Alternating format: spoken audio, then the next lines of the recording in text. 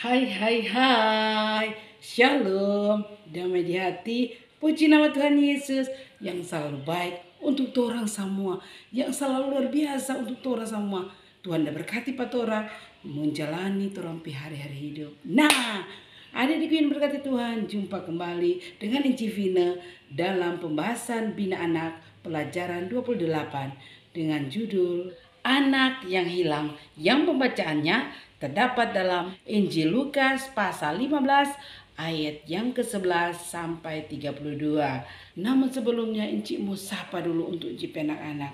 Apa kabar hari ini adik-adik? Iya, dahsyat, luar biasa, yesus. Puji Tuhan, saya diberkati, kamu diberkati, kita semua diberkati. Nah, adik-adik yang diberkati Tuhan, sebelum orang membaca, orang mau dengar, orang mau renungkan pelajaran 28, orang mau berdoa dulu. Minta kuat kuasa Roh Kudus Tuhan mau tuntun patorang supaya nyandak sia-sia inci pemberitaan, supaya jadi berkat patorang. Ya, mari kita berdoa. Tuhan Yesus yang baik, sahabat kami, anak-anak kecilmu, mengucap syukurlah dan berterima kasihlah kami atas kebaikan Tuhan dalam kehidupan kami, sehingga sampai saat ini kami masih hidup, bergerak, bernafas itu karena kasih dan anugerah-Mu. Tuhan Yesus, terima kasih atas kesempatan yang Tuhan berikan. Kembali kami akan membuka, membaca dan merenungkan firman Tuhan. Tapi sebelumnya Tuhan, kami bermohon hikmat yang daripada-Mu Engkau taruhkan bagi kami, sehingga melalui pembacaan firman Tuhan, melalui perenungan firman Tuhan, boleh kami mengerti dan pahami, dan wujud nyatanya dapat kami lakukan di setiap kehidupan kami selaku anak-anak Tuhan. Berfirman ya Tuhan, ampuni segala dosa kami, dalam nama Tuhan Yesus firman yang hidup kami berdoa dan bersyukur. Amin. Nah, adikku yang berkat Tuhan, mari sama-sama orang baca Injil Lukas pasal 15 ayat 11 sampai ayat yang ke-32. Lembaga Alkitab Indonesia memberikan judul perumpamaan tentang anak yang hilang. Demikian bunyinya. Yesus berkata lagi, ada seorang mempunyai 2 anak laki-laki. Kata yang bungsu kepada ayahnya, Bapa, berikanlah kepadaku bagian harta milik kita yang menjadi hakku. Lalu ayahnya membagikan harta kekayaan itu di antara mereka. Beberapa hari kemudian anak bungsu itu menjual seluruh bagiannya itu, lalu pergi ke negeri yang jauh. Di sana dia memberuskan harta miliknya itu dengan hidup berfoya-foya. Setelah dihabiskannya semuanya, timbullah bencana kelaparan di dalam negeri itu, dan ia pun mulai melarat. Lalu ia pergi dan bekerja pada seorang majikan di negeri itu. Orang itu menyuruhnya ke ladang untuk menjaga babinya. Lalu ia ingin mengisi perutnya dengan ampas yang telah menjadi makanan babi itu, tetapi tidak seorang pun yang memberikannya kepadanya. Lalu ia menyadari keadaannya, katanya, betapa banyaknya orang upahan Bapakku yang berlimpah-limpah makanannya, tetapi aku di sini mati kelaparan. Aku akan bangkit dan pergi kepada Bapakku dan berkata kepadanya, Bapa, aku telah berdosa terhadap surga dan terhadap Bapa. Aku tidak layak lagi disebut anak Bapa. Jadikanlah aku sebagai salah seorang upahan Bapa. Maka bangkitlah ia dan pergi kepada bapaknya. Ketika ia masih jauh, ayahnya telah melihatnya. Lalu tergelaklah hatinya oleh belas kasihan. Ayahnya itu berlari, mendapatkan dia lalu merangkul dan mencium dia. Kata anak itu kepadanya, Bapa, aku telah berdosa terhadap sorga dan terhadap Bapa. Aku tidak layak lagi disebutkan anak Bapa. Tetapi ayah itu berkata kepada hamba-hambanya, lekaslah, bawa kemari jubah yang terbaik. Pakaikanlah itu kepadanya dan kenakanlah cincin pada jarinya dan sepatu pada kakinya. Dan ambillah anak lembu tambun itu, sembelihlah dia, dan marilah kita makan dan bersuka cita. Sebab anakku ini telah mati dan menjadi hidup kembali. Ia telah hilang dan didapat kembali. Maka mulailah mereka bersukaria. Tetapi anaknya yang sulung berada di ladang. Ketika ia pulang dan dekat ke rumah, ia mendengar bunyi seruling dan nyanyian tari-tarian. Lalu ia memanggil salah seorang hambanya dan bertanya kepadanya, apa arti semuanya ini? Jawab hamba itu, adikmu telah kembali dan ayahmu telah menyembelih anak lembu tambun, karena ia mendapatkannya kembali dengan sehat. Maka marahlah anak sulung itu, dan ia tidak mau masuk. Lalu ayahnya keluar dan berbicara dengan dia. Tetapi ia menjawab ayahnya, katanya, telah bertahun-tahun aku melayani Bapa, dan belum pernah aku melanggar perintah Bapa. Tetapi kepada aku belum pernah Bapa memberikan seekor anak kambing untuk bersukaria dengan sahabat-sahabatku. Tetapi baru saja datang anak Bapa yang telah memboroskan harta kekayaan Bapa bersama-sama dengan pelacur-pelacur. Maka Bapa menyembelih anak lembu tambun itu untuk dia. Kata ayahnya kepadanya, anakku, engkau selalu bersama-sama dengan aku, dan segala kepunyaanku adalah kepunyaanmu. Kita patut bersukaria dan bergembira, karena adikmu telah mati dan hidup kembali. Ia telah hilang dan didapat kembali. Demikianlah firman Tuhan. Torang semua dikatakan berbahagia apabila ada di torang dengar firman Tuhan. Torang lakukan firman itu dalam kehidupan torang semua, maka torang pasti disebut berbahagia. Ya, shalom, damai di hati. Adik-adikku yang berkati Tuhan, kembali torang mau cerita tentang perumpamaan Tuhan Yesus. Kalau minggu lalu torang belajar tentang perumpamaan tentang biji sesawi, toh? Ya, dari yang kecil torang berdampak besar, toh? Torang jadi berkat untuk orang lain. Nah, kali ini ada di torang baca cerita tentang perumpamaan tentang anak yang hilang. Nah, apa sebab ada di Tuhan Yesus kasih perumpamaan ini? Karena kalau minggu lalu ada sindir orang-orang apa? Farisi dan ahli Taurat. Sama juga kali ini. Karena apa? Dorang ada di bersungut-sungut. Tapi masa lah seorang rabi kau bergaul dengan pemungut-pemungut cukai, orang-orang berdosa. Bahkan sana ya, ada duduk makan lagi dengan orang. Nah, sehingga waktu Tuhan Yesus dapat dengar ini, Tuhan Yesus kasih perumpamaan yang tidak bukan kok apa ada nih, mau menyindir mereka. Nah, jadi Encik mau tanya sebelum orang mau dengar cerita. Nah, siapa pernah bikin salah pak mama atau papa atau kakak? Nah, siapa ada? Ada ya. Kalau ada, pernahkah adik-adik minta maaf? Aduh mama kita so salah, aduh papa kita so salah, aduh kakak kita so salah, minta maaf nih. Ada yang begitu? Nah, adik-adik, sama dengan cerita kali ini, yaitu perumpamaan tentang anak yang hilang. Di suatu desa, adik-adik, hiduplah seorang bapak dengan mempunyai 2 orang anak. Nah, tentu yang kakak dan yang adik. Kalau yang kakak disebut sulung, yang adik disebut bungsu. Nah, adik-adik, orang hidup bersama-sama dengan penuh kebahagiaan. Tapi adik-adik, satu kali, ya ini DP anak bungsu, DP anak paling adik bilang, kita suka ini mau pergi ke negeri yang jauh ini, tak suka ini mau hidup senang ini tanpa ada peraturan-peraturan.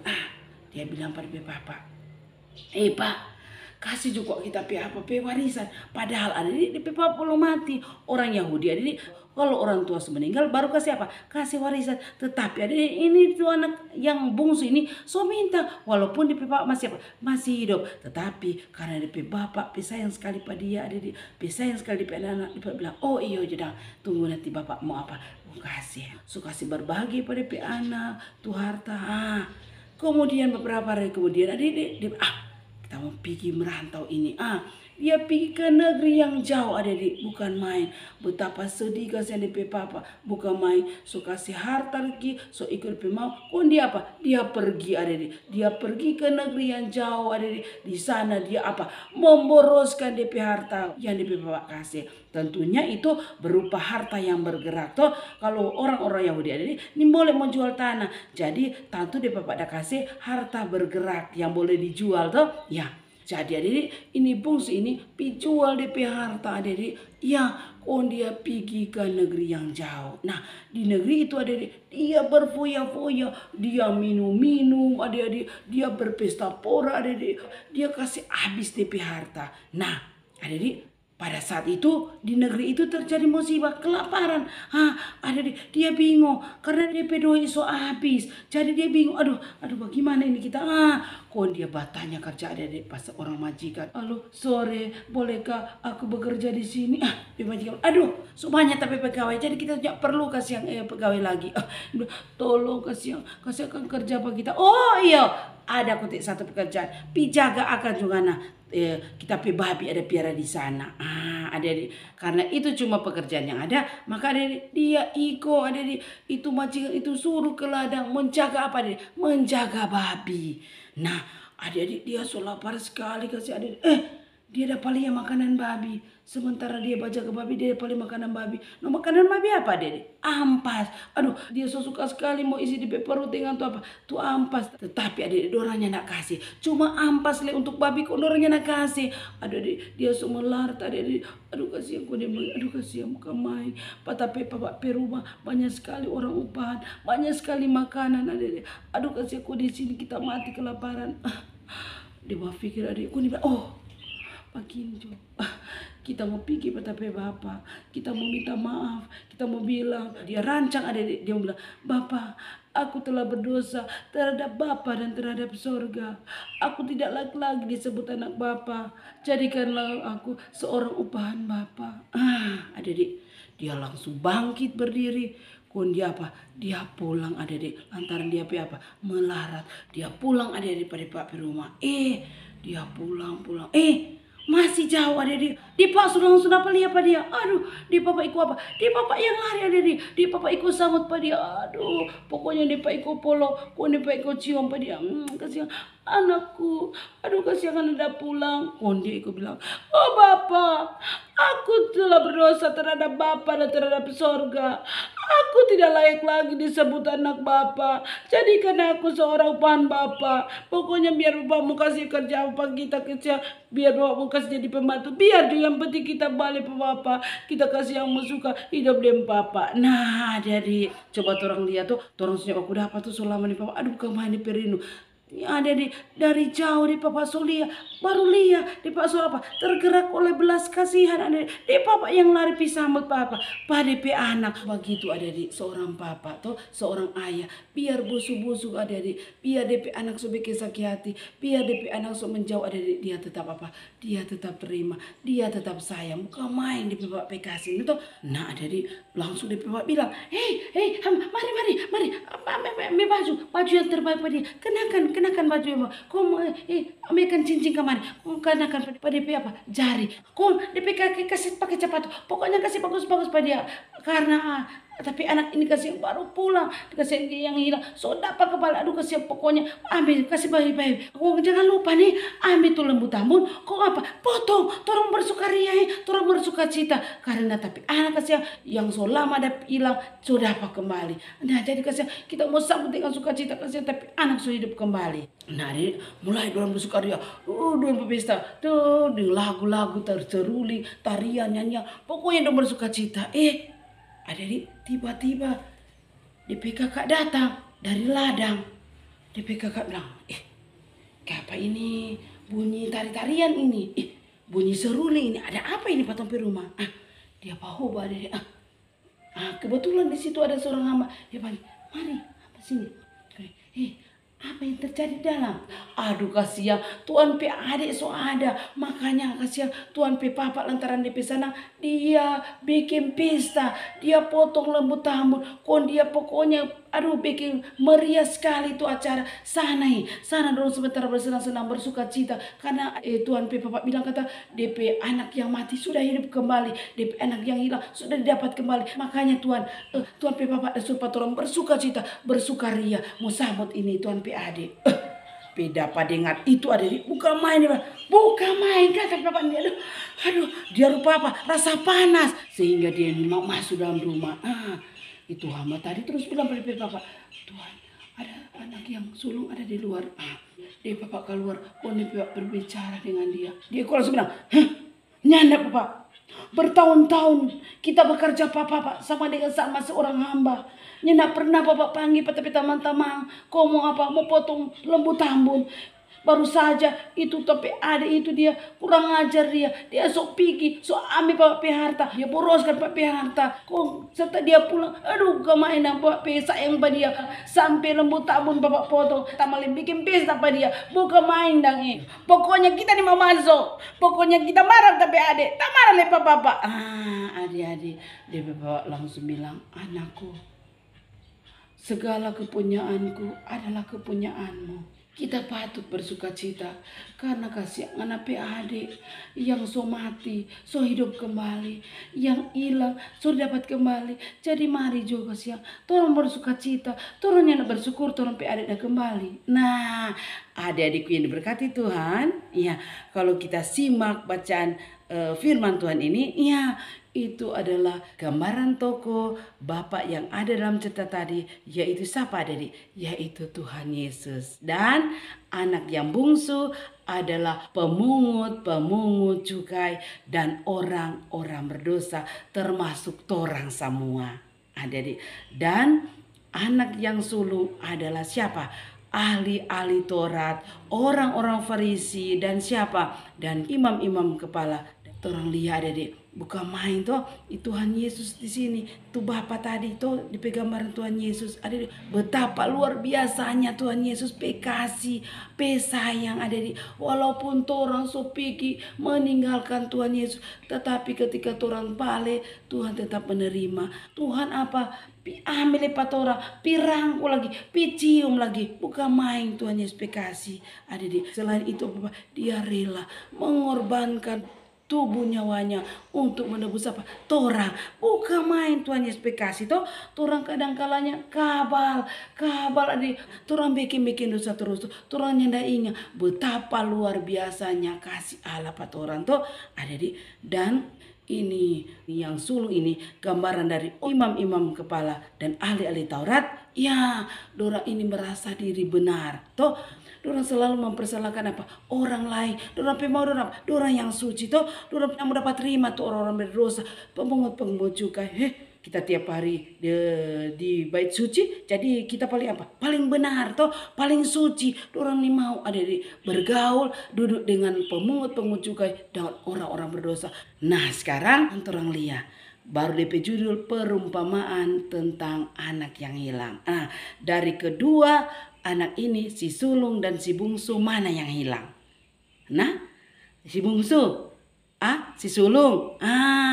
Adik-adik, ternyata dua-dua yang hilang toh. Iya, ini bungsu ini ada dia hilang di luar apa? Di luar rumah. Artinya toh dia pergi ke negeri yang jauh, dia apa? Memboroskan hartanya dengan hidup yang berfoya-foya sama dengan orang. Orang suka senang, orang hidup bebas dari aturan, nyada ada orang atur, orang apa? Menjauh dari Tuhan adik-adik. Toh kadang-kala orang apa? Kasih tinggal pak Tuhan, tetapi dengan setia adik-adik, Tuhan menanti pak orang. Orang nanti semua larat, aduh kasihan. Kenapa tapi hidup begini? Kenapa kita semua larat? Aduh kasihan, kita mau balik juga. Kita mesti kembali Pak Tuhan. Nah adik, waktu orang mau kembali untuk bertobat, menyesal diri adik, Tuhan yang bilang, ini boleh, mana super dosa? Enggak toh? Ya, Tuhan malah apa adik? Lihat dari jauh, baru lihat dari jauh Tuhan so apa? So lari-lari, mau sambut Pak orang. Bukan main Tuhan sayang. Karena kasihnya ada di luar biasa dalam kehidupan kita.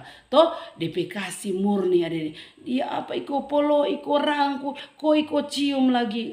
Karena apa? Tuhan terima karena apa? Dengan sungguh-sungguh ada di torang apa?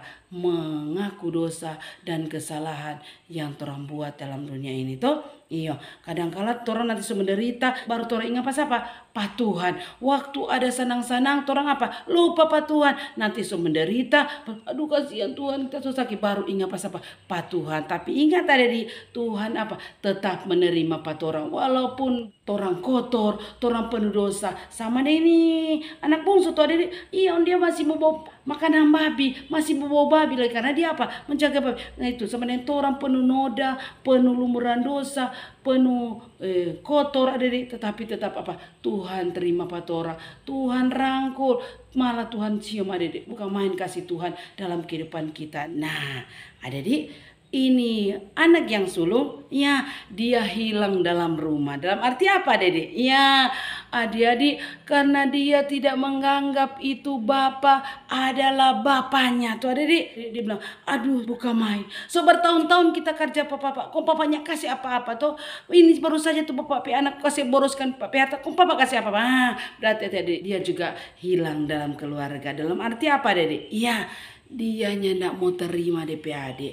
Dia marah pada DP papa. Kenapa kau bikin istimewa pada DP adik? Padahal DP adik so bikin apa? So bikin dosa. Toh dia rasa cemburu. Kenapa? Karena DP papa bukan main lebih sayang pada DP adik. Makanya dia nih mau masuk. Dalam arti dia nih mau masuk dalam kebahagiaan dengan Tuhan Yesus. Dalam arti dia lebih baik di luar. Sama dengan apa? Orang-orang Farisi itu merasa diri apa? Hebat, merasa dirinya tidak ada dosa tuh, menjadi orang ini mau bergaul dengan orang apa? Orang-orang berdosa, pemungut-pemungut cukai itu. Nah, jadi walaupun kita merasa kita tidak seperti si sulung, tetapi kadangkala sifat anak sulung ada pada orang tuh. Iya, orang marah pa mama atau orang marah pa papa, terlalu sayang topi adik, biar topi adik so nakal, so pulang malah tetap mak dan papanya mau marah. Sama apa? Torang cemburu, torang iri. Padahal torang pe apa? Torang pe adik. Torang nak terima. Torang suka papa mau hukum, mama mau hukum pak torang pe adik. Supaya apa? Torang senang. Karena apa?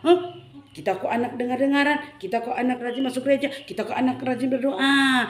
Kesombongan rohani melanda anak sulung yang DP sifat ada juga patoran toh. Orang bilang selalu anak bungsu yang hilang, tetapi ada dia bertobat, dia kembali menyesali dosa yang dibuatnya dan Bapa menerimanya, Bapa yaitu Tuhan Yesus. Jadi di sini orang boleh belajar perumpamaan tentang anak yang hilang. Ternyata dua-dua DP anak hilang toh. Tetapi yang pertama kembali dengan apa? Menyesali dosa. Tentunya ada di torang juga begitu. Kalau torang so salah, torang datang pa Tuhan, torang mohon ampun. Karena torang percaya Tuhan Allah itu dalam Yesus Kristus maha mengampuni. Toh, iyo biar apapun torang seberumuran dosa, kotor dengan torang berdosa, tetap Tuhan apa? Tetap Tuhan tunggu. Tuhan terima. Sebab firman yang berkata, marilah kepadaku semua yang letih lesu dan yang berbeban berat, aku akan memberikan kelegaan bagimu. Ya, ada diberkati Tuhan. Dan torang jangan mencontohi sifat dari anak sulung toh. Kadangkala torang apa? Merasa benar di keluarga karena torang apa? Rajin pi ibadah, rajin pi gereja, rajin pi persekutuan, rajin berdoa. Padahal itu apa? Cuma formalitas toh. Tak takut jangan kaki masuk neraka. Ibu guru kak bapak guru cuma karena bapak dan ibu guru dah suruh kak tuh atau mama dah suruh kak jadi bikin semua itu. Nah berusahalah seperti si bungsu, ketika orang bersalah orang datang pada Tuhan untuk apa? Mengaku dosa dan kesalahan kita. Sama dengan si bungsu mengatakan, Bapa, aku telah berdosa terhadap Bapa dan terhadap sorga. Aku tidak layak lagi disebut anak Bapa. Ya, jadi adik Tuhan Yesus adalah Bapa kita. Tadi Tuhan mengajarkan doa Bapa kami ada di Bapa. Jadi Tuhan adalah Bapa kita. Marilah kita datang kepada Bapa karena di mana ada pengakuan, di situ ada pengampunan. Tuhan Yesus memberkati firman-Nya, memberkati orang semua. Amin. Mari kita berdoa. Tuhan Yesus yang baik, terima kasih atas firman-Mu Bapa yang menegur kami Tuhan untuk selalu mengaku dosa dan kesalahan kepada Tuhan. Jangan biarkan kami hidup seperti sulung orang-orang Farisi yang merasa diri benar dari orang lain. Ampunkanlah kami Bapa, ampuni kesalahan kami, dan biarlah Bapa kami selalu menyesali akan dosa dan kesalahan kami, sebab Engkau Allah yang luar biasa, Allah yang maha pengampun bagi kami. Terima kasih atas firman-Mu Bapa, jadikan berkat bagi kami semua, di mana saja kami berada kami boleh menjadi berkat bagi banyak orang. Terima kasih Tuhan dalam nama Yesus, amin.